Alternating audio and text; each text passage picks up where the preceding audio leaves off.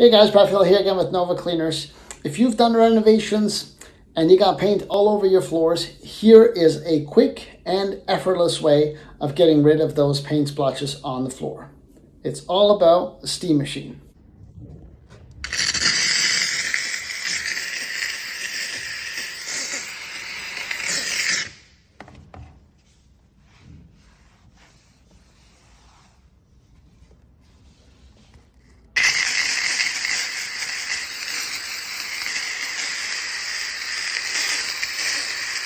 Here is why steam cleaners are so effective.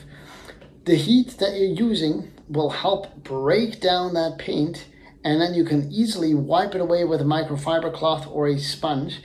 And the other thing is, in most floors, they seep in, they have these fine little grooves in the floor, and that paint actually goes in underneath.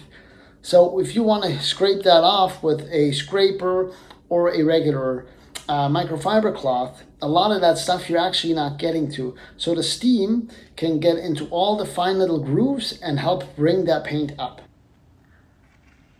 All right, so you can see how effectively the steam works. Once again, I wanted to show you guys because this is a huge time saver.